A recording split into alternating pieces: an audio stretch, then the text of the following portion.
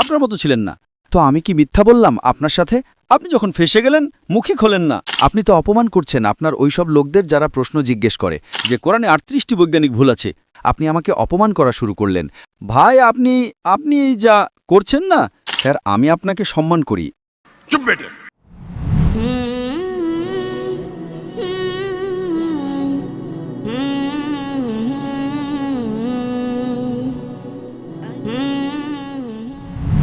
আমার নাম ইমরান গিল এবং আমি পেশার দিক থেকে একজন শিক্ষক এবং লাহোর থেকে এসেছি। আমার প্রশ্ন এটা যে আমি বাইবেল অনেকবার অধ্যয়ন করেছি এবং যেহেতু আমি ধর্মতত্ত্বের ছাত্র তাই আমি কুরআন মাজিদও অধ্যয়ন করেছি এবং এতে যখন আমি কুরআন মাজিদ অধ্যয়ন করলাম তখন জানা গেল। ভাই সাহেব, আপনার নাম কি বললেন? ইমরান গিল। আপনি মুসলমান না অমুসলিম? আমি খ্রিস্টান। খ্রিস্টান, ঠিক আছে। আর আপনার প্রশ্নটা আবার বলবেন?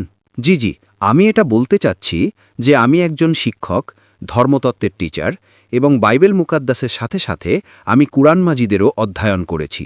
কিন্তু আমি দেখলাম যে সেখানে অনেক এমন আয়াত আছে যাতে বলা হয়েছে যে ইনজিল, তাওরাত এবং জবুরে হেদায়েত আছে, নূর আছে, রাস্তা আছে, সরল পথ আছে। যেমন সূরা মায়েদা, সূরা আম্বিয়া ও সূরা মুমিন রয়েছে। তাহলে যদি এমন হয় তো কেন এমন শিক্ষা দেওয়া হয় যে একদল মুসলমানরা বলে যে যতক্ষণ পর্যন্ত এই 4 কিতাবের ওপর ঈমান না আনব আমরা মুমিন নই, মুসলমান নই। কিন্তু অন্যদিকে কেন এটাকে পড়ে না? কারণ এটা আপনাদেরই ইসলামী কিতাব। আপনারা তো এসব কিতাবের ওপর ঈমান আনা ছাড়া মুসলমান হতে পারেন না। তাহলে সেগুলো পড়েন না কেন? আর আমাদের মাওলানা হজরতগণ কেন মুসলমানদের এসব কিতাব পড়তে নিরুৎসাহিত করেন যে এই কিতাবগুলো আপনারা না পড়েন? মাশাআল্লাহ ভাই, ইমরানের খুব ভালো প্রশ্ন, একদম ঝকঝকে পরিষ্কার। উনি বলছেন যে কোরআন মাজিদে অনেক জায়গায় উল্লেখ আছে তাওরাত, জাবুর, ইনজিল হেদায়েতের কিতাব। একদম সঠিক বলেছেন, শতভাগ। মায়দা, বাকারা, অনেক জায়গায় একদম সঠিক। উনি বললেন যে যদি আপনারা মানেন এই কিতাবগুলো আছে তাহলে মুসলমানদের মাওলানারা মুসলমানকে পড়তে কেন বলেন না? কারণ এই কিতাবগুলো উপস্থিতি নেই। তাওরাত, জাবুর, ইনজিল উপস্থিতি নেই। এখন যা উপস্থিত আছে তার বিকৃত রূপ। আজকের তারিখে আপনি টিচার, আমি তালেবে ইলম। আপনি টিচার না, আমি তুলনামূলক ধর্মগুলোর ছাত্র। যা কোরআনে লেখা হয়েছে যে ইনজিল আল্লাহর ওহী, আমরা ইনজিলকে মানি আল্লাহর কালাম, বাইবেলকে না। বাইবেল কি? বাইবেল এই শব্দ কোথা থেকে এসেছে? বিবলস শব্দ থেকে। বিবলস মানে বইয়ের বই, সঠিক কিনা? আপনি টিচার, হ্যাঁ, এটা আমরা মানি। এখন আপনি পড়বেন মার্কের সুসমাচার, ম্যাথিউর সুসমাচার, জনের সুসমাচার, লুকের সুসমাচার। আমাদের চাই ঈসা আলাইহিস সালামের। ওটা কোথায়? আমরা ওটা চাই যেটা ঈসা আলাইহিস সালামের উপর ওহী নাজিল করা হয়েছিল। এজন্য মাঝে মাঝে মুসলমানরা ভুল করে। আমি বলি বাইবেল, তো আরবিতে অনুবাদ করে ইনজিল। আমি বললাম ভাই সাহেব, আমি বাইবেল বলেছি, ইনজিল বলিনি। এই বাইবেল যেটা সেটা ইনজিল নয়। আল্লাহ তাআলা বলেছেন যে যত কিতাব আগে এসেছে ওগুলোকে সংরক্ষিত রাখার ওয়াদাই করেননি। কিন্তু সূরা হিজর সূরা নম্বর 15 আয়াত নম্বর 9 আল্লাহ তাআলা বলছেন, আমি কোরআন নাজিল করেছি এবং আমি এর হেফাজত করব, কারণ এটা শেষ কালাম। যত কালাম আমি আগে বলে ফেলেছি আমার উত্তরে, যত কালাম কোরআন মাজিদের আগে এসেছে কিতাবে লেখা আছে 4: তাওরাত, জাবুর, ইনজিল, কোরআন। কিন্তু সূরা রাদ সূরা নম্বর 13 আয়াত নম্বর 38 লেখা আছে যে আমি প্রতি যুগে একটি কিতাব নাজিল করেছি। ওয়ালিকুল্লি আজলিন কিতাব। ঠিক, কিন্তু যত কিতাবই কোরআন মাজিদের আগে এসেছে সেগুলো শুধু একটা সময়ের জন্য ছিল, একটি জাতি পর্যন্ত সীমাবদ্ধ ছিল এবং শুধু একদল লোকের জন্য ছিল। উদাহরণস্বরূপ, ইনজিল যা নাজিল করা হয়েছিল, কোরআনে লেখা আছে যে ঈসা আলাইহিস সালাম একজন পয়গম্বর হিসেবে প্রেরিত হয়েছিলেন বনী ইসরায়েলের জন্য। বাইবেলেও তার উল্লেখ আছে। তো ওটা সীমাবদ্ধ ছিল। তো যখন সীমাবদ্ধ, আল্লাহ ওটাকে সঠিক মনে করেননি যে ওটাকে সংরক্ষিত রাখবেন। আপনি টিচার, ভালো এডিশন এসে গেছে, বইয়ের edition, first edition, second edition, third edition. ভাই সাহেব, টিচার কলেজের, আপনি বলবেন ছাত্ররা ফার্স্ট এডিশন পড়ো। আপনি কি বলবেন? লেটেস্ট এডিশন পড়ো, সঠিক কিনা? আপনি বলবেন আপনার ছাত্রদেরকে, আরে ফার্স্ট এডিশন পড়ো। হ্যাঁ, কিছু লোককে বলবেন গবেষণার জন্য। আপনি বলবেন সব বাচ্চারা প্রথম এডিশন পড়ো। কেউ বলবে? পাকিস্তান কোনো টিচার বলবে? হ্যাঁ কি না? আপনি কি বলবেন লেটেস্ট এডিশন পড়ো? যদি সায়েন্স পড়ান লেটেস্ট পড়ো। কিছু লোক গবেষণা করে পুরনো এডিশনের উপর। ঠিক আছে, আমি গবেষণা করি, আপনি গবেষণা করুন কোন পদ্ধতিতে ফার্স্ট এডিশন এসেছে, তো আপনি পড়বেন। আমি গবেষণা করছি, আমি পড়েছি বাইবেল। আমি যদি বলি পুরো বাইবেল পড়ে সময় নষ্ট করবেন না, পাগলপাড়া নাকি? আমি পড়েছি। আপনারা কেন সময় নষ্ট করছেন আমি আপনাদের শর্টকাটে বোঝাচ্ছি, বুঝেছেন আপনি? কারণ ইনজিল হেদায়েতের কিতাব, কিন্তু ওই সময়ের জন্য, এবং আজ সংরক্ষিত নেই। আজ কত প্রকারের বাইবেল আছে বলো? কত প্রকারের বাইবেল আছে আপনি জানেন? বাইবেলে কতগুলো ভার্সন আছে? বেশ কিছু ভার্সন আছে, বেশ কিছু। আপনার কিছু লিমিট কি? কিছুর সর্বোচ্চ সংখ্যা কত? কারণ এখানে 1 সেকেন্ড হয় 1 ঘন্টা। কিছু মানে কত? যতটাই হোক, আমি জানি না। না, আপনার হিসাবে। ভাই আমি পাঞ্জাবে আছি, আমি জানি না। ওই যে আপনার ভাই 1 সেকেন্ড 1 ঘন্টা বলে। আপনার কিছু কত হয়? 1000, 10,000, 100-র কম। 100-র কম ভুল। আমার লাইব্রেরিতে 200 বাইবেল আছে, 240। বাইবেলের হাজার হাজার ভার্সন আছে।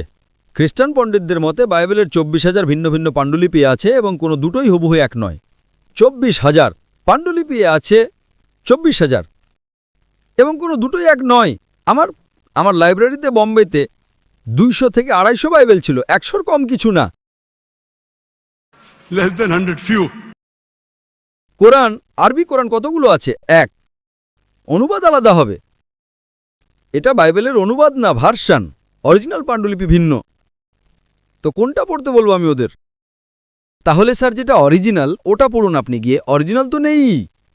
অরিজিনাল এটা তো আপনি বলছেন, আমি বলি না, খ্রিস্টান স্কলাররা বলে। ভাই আপনি খ্রিস্টান স্কলারদেরই পড়েননি, আর আমি গবেষণা করব তো?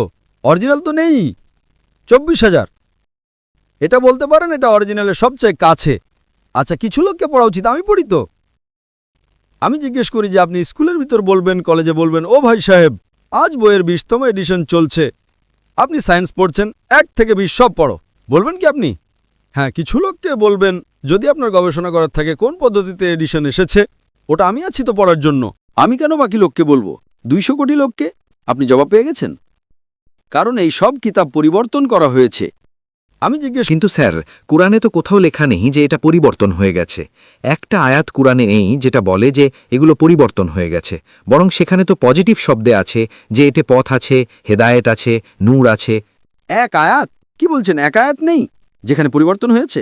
এক আয়াত হাদিসে হবে কিন্তু। এখন আমি বলছি, সূরা বাকারা, সূরা নাম্বার 2, আয়াত নাম্বার 79। فويل للذين يكتبون الكتاب في أيديهم ثم يقولون هذا من عند الله ليشتروا به ثمنا قليلا। ওই লোকদের বলো যারা নিজের হাতে বই লেখে, কিতাব লেখে এবং বলে আল্লাহ থেকে এসেছে। করণের আয়াত এটা। পরিবর্তনের কথা তো বলেনি যে পরিবর্তন হয়ে গেছে। আরে কোরআন থেকে হাত দিয়ে লেখে, ওটাই তো বলেছি না আমি? অরিজিনাল তো উস্থিতি নেই। এই সব যত বাইবেল আছে মানুষের হাত দিয়ে লেখা হয়েছে, আর এর উল্লেখ এই বাইবেলেরই আসছে। এই উল্লেখ যেটা বাইবেলেরই।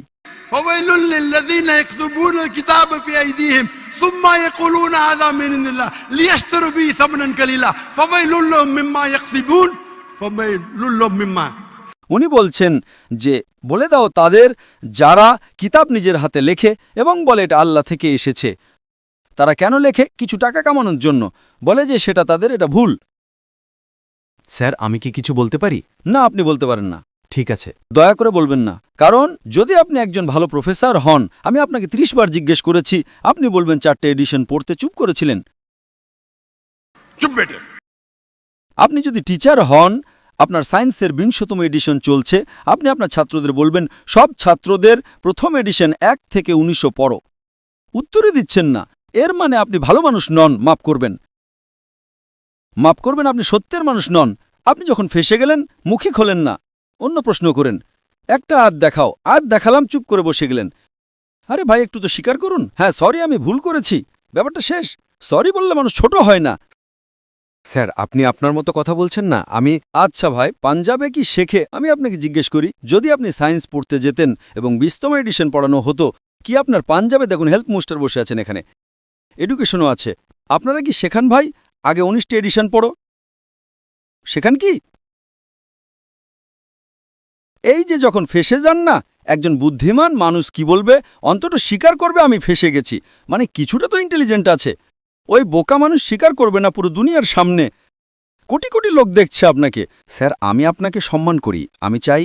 ভাই, আপনি আমাকে সম্মান করেন, আপনি আমাকে সম্মান করছেন না। আমি আপনাকে একটা সহজ প্রশ্ন করেছি, আপনি একজন শিক্ষক হিসেবে, আমি শিক্ষক নই, আপনি কি আপনার ছাত্রদের বলবেন প্রথম 19টা এডিশন করতে? আপনি আপনার মুখে খুলছেন না। কিন্তু সাধারণ বই আর বাইবেলের মধ্যে পার্থক্য আছে না? আহা হা হা হা, যে কোনো বই হোক ভাই, বাইবেল আর কোরআনের মধ্যে পার্থক্য আছে না? একদম সঠিক।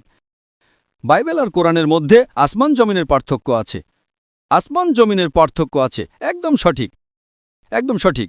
তো আমি বোকা নাকি যে মুসলমানকে বলবো বাইবেল পড়ো?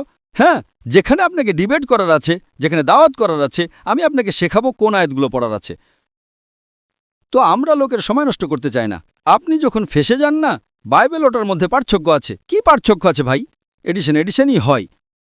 তো কোরআনে যা লেখা আছে যে লোকেরা নিজের হাতে বই লেখে আর বলে এটা আল্লাহর কিতাব টাকা কামানোর জন্য,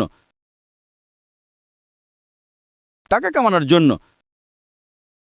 তো আল্লাহ তাআলা তাদের উপর লানত দেন। আর আপনার মতো লোকেরা পরে আর বোকা বনে যায়। আমাদের মতো লোকেরা বিশ্লেষণ করে, আমরাও পড়ি, বাকি মুসলমানরা না। আমি পড়ি, বাকি মুসলমানদের পক্ষ থেকে আমি পড়ি। আমি ফরজে কিফায়া করছি, ফরজে কিফায়া। স্যার, আপনার কথা মানব না কোরআন মজিদের কথা মানব? কোরআন মজিদে লেখা আছে, কোরআন মজিদে লেখা আছে ভাই, আমি কোরআন মজিদের কথা বলছি। কোরআন মজিদ বলে, كنتم خير أمة أخرجت للناس বলো মুসলমানদের মানুষকে ভালোর দিকে ডাকো। কোরআন মজিদ বলে, تعالوا إلى كلمة سواء بيننا وبينكم এসো ওই কথার দিকে যা আপনার এবং আমাদের এক। যদিও আপনার বাইবেল বদলে গেছে, তবু আমি আপনার বাইবেল পড়ে সাদৃশ্য বের করি, সাদৃশ্য বের করি। আপনার পাদ্রী যদি কোরআনকে অ্যাটাক করে তখন আমি ডিফেন্ড করি, না হলে আমার যত আপনি দেখবেন আমার বক্তব্য আছে ইসলাম ও খ্রিস্টান ধর্মের মধ্যে সাদৃশ্য, হিন্দু ধর্ম আর ইসলামের মধ্যে সাদৃশ্য। আপনাদের উইলিয়াম ক্যাম্বেল আমেরিকা থেকে বই লিখেছে যে কোরআনে 38টি বৈজ্ঞানিক ভুল আছে, তো আমাকে বাধ্য হয়ে যেতে হলো। আমি তো 2000 সাল, এটা 2000 সাল, আমার বয়স মাত্র 35 বছর ছিল ওই সময়, এবং গিয়ে বিতর্ক করলাম আমি তার সাথে। আলহামদুলিল্লাহ উনি স্টেজে স্বীকার করলেন, ডক্টর জাকির নায়েক বাইবেলে এত ভুল বের করেছেন, আমাকে আবার বাইবেল পড়তে হবে। সত্যবাদী মানুষ ছিলেন, আপনার মতো ছিলেন না। তো আমি কি মিথ্যা বললাম আপনার সাথে? আপনি তো অপমান করছেন আপনার ওইসব লোকদের যারা প্রশ্ন জিজ্ঞেস করে। আমি খুব ভালোভাবে প্রশ্ন জিজ্ঞেস করলাম, আপনি আমাকে অপমান করা শুরু করলেন। আমি এটা সাধারণভাবে বলছি যে ভাই, আপনি আপনি আপনি এই যা করছেন না, আপনি যা করছেন না সেগুলো তর্ক করছেন। আমি আপনাকে সুযোগ দিচ্ছি, মাইক বন্ধ করছি না। এত রাত 12:30টায় কোনো খ্রিস্টান মিশনারি ভিসাজের সমাবেশে অনুমতি দেবে প্রশ্নোত্তর করার জন্য? ওরা তো শুধু বক্তব্য দেয়, অপমান করছে। আপনি প্রশ্ন করলেন, আমি জবাব দিলাম কিনা? আপনি বললেন একটা হাত দেখাও, আমি জবাব দিলাম। আপনার এটা তো বলা উচিত ছিল, মাশাআল্লাহ doctor Zakir Naik, thank you. আপনি থ্যাংক ইউও বলছেন না। রাত 12:30টায় হাজার হাজার লোকের সময় নষ্ট করছেন আর বলছেন অপমান করছি। আল্লাহ আপনাকে হেদায়েত দিন, আল্লাহ আপনাকে হেদায়েত দিন। থ্যাংক ইউ বলার বদলে অপমান বলছেন। থ্যাংক ইউ, আপনি আমার প্রশ্নের জবাব দিয়ে দেন, অনেক ধন্যবাদ। ব্যাস, জবাব তো দিয়েও দিলাম আপনার। এক প্রশ্নের না 3টে প্রশ্নের জবাব দিলাম, কারণ বাইবেল এই ইঞ্জিলের বিকৃত রূপ। কোরআনে কোথাও লেখা নাই যে বাইবেল আল্লাহর কিতাব, কোরআনে লেখা আছে ইঞ্জিল। আজ ইঞ্জিল অরিজিনাল ফর্মে উপস্থিতই নেই। আজ যে বাইবেল আছে ইঞ্জিলের বিকৃত রূপ। তার জন্য কিছু মুসলমানদের গবেষণা করা উচিত, আমি করি, এবং পাদ্রীদের সাথে বিতর্ক করা উচিত বড় বড়, যাতে তারা দিনের দিকে নিয়ে আসে। সব মুসলমানের সময় নষ্ট করার দরকারই নেই। আর যেখানে আপনি বললেন একটা আয়াত দেখাও যা বিগড়ে গেছে, ওটা তো বলেছি আমি, যে লোকেরা লেখে কিতাব। আপনার 2-3টে প্রশ্ন সবগুলোর জবাব দিলাম। শেষে আপনি থ্যাংক ইউ বললেন, ভালো। আল্লাহ আপনাকে হেদায়েত দিন। I love you আল্লাহ আপনাকে সঠিক পথ দেখান যাতে আপনি সরল পথে আসেন। আপনাকে অনেক ধন্যবাদ। আমিও আপনার জন্য যিশুর নামে প্রার্থনা করব। ধন্যবাদ।